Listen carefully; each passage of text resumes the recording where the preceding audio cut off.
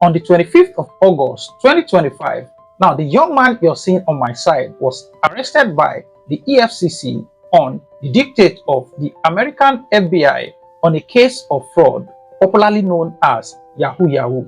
Now, this young man was said to have received a certain amount of token in terms of cryptocurrency. Now, how much is the amount of this cryptocurrency that this young man received? It is said to be $50. Imagine a young Nigerian, a 26 years old, going to jail because of a crime of $50, of which he might be innocent of. Now, before you start dragging me for saying he might be innocent, kindly listen to the full gist of the story. Now, in November 2022, a young American had his Coinbase cryptocurrency wallet hacked to the tune of about $307,000.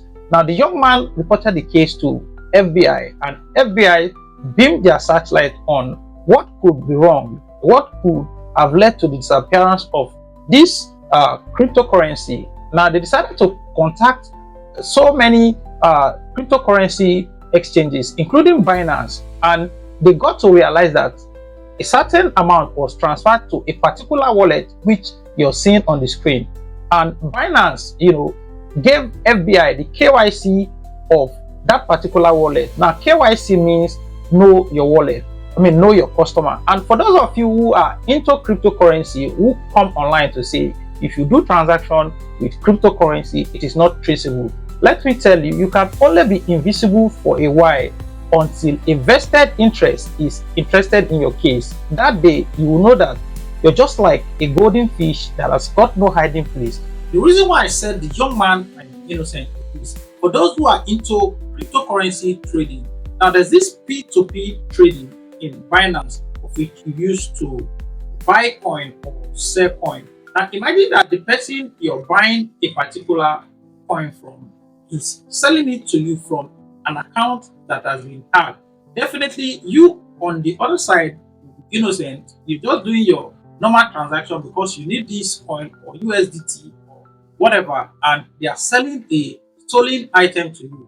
Now, what I expect that the EFCC or the FBI to do is to trace the wallet that stole the money. This young man has been tried and sentenced, and the young man pleaded not guilty. However, he's been remanded in EFCC custody pending next hearing. Now, I suppose that the EFCC and FBI, they are supposed to be tracking the hacker. Perhaps the hacker has used a system which is very, very difficult for them to track, to send this cryptocurrency to this young man and to many other people who will be buying something from and will be wiring the money to them. Now, they cannot track it. Now, the anti-corruption system is so good at tracking the soft target, and it is worse in Nigeria, whereby you're doing your business, somebody will just walk up into your shop to say, I want to buy something. I'll give you of a case I heard of a young man who was doing a boutique business in Lagos. Somebody walked into a shop that he wants to buy clothes. Of course, everybody wants to sell. Now, the young man bought clothes of about 70,000 naira, and he wired 100,000 into this young man's account. That he needed cash of 30,000. Then this young man, he wanted to please his customer. Even from his own hand, from his own pocket, he brought out 30,000 and he gave it to this customer that came to buy. And the customer left, not knowing that this customer that came actually hacked into somebody's account in Benin, and he came to Lagos to start spending this money. Now, they moved this young businessman from Lagos. That is, the police people came from Benin. They arrested this young man in Lagos. They moved him from Lagos to Benin, and they detained him for 2 weeks. According to how the system works, this young man, first, he has lost a lot of business, he has lost a lot of time, and definitely he's going to pay some money to bail himself out for what he knew nothing about. Now, going back to the case of this young man, now the young man has been sentenced and he's been remanded in prison custody. Now, this is a case of eye service from the Nigerian EFCC.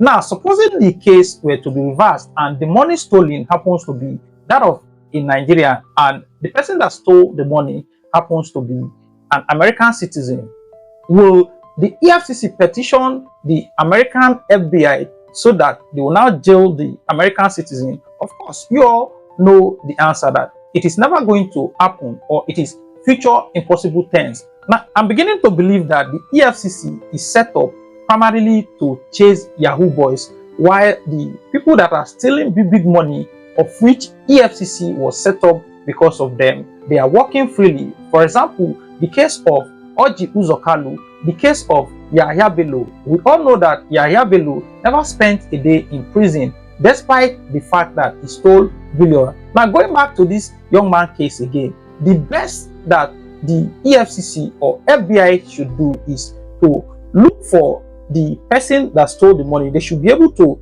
track the KYC of that person, because it is not the fault of this young man that he did transaction. Imagine transaction that he did in 2022. Now you're trying to ask him that, what did you do with this $50? Sorry, how did this $50 get into your account? Of which he must have done so many transactions between that 2022 and 2025. Now, how would you expect him to know what he used that transaction for? This also proves that the anti-crime laws in Nigeria are for the soft targets. Imagine bandits are on TikTok doing giveaway, showing videos of them flexing in the bush and also collecting ransom.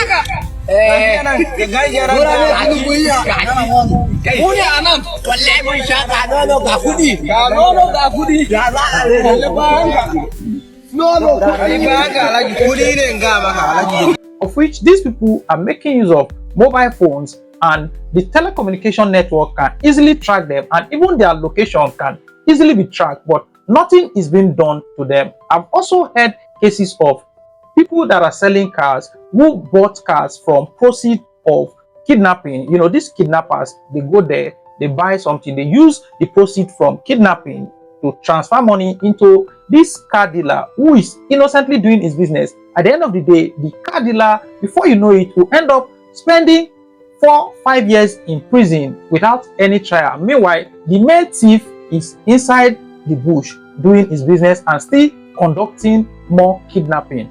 On this note, permit me to say that the EFCC is doing too much, and just like that of the NSAS situation, which started like this, the EFCC is pushing towards that direction, and it only takes one stick to strike, and before you know it, in the local parlance, like they say, everywhere she go boss. All right, until I come your way again, I remain your loyal guy, King James Undiluted.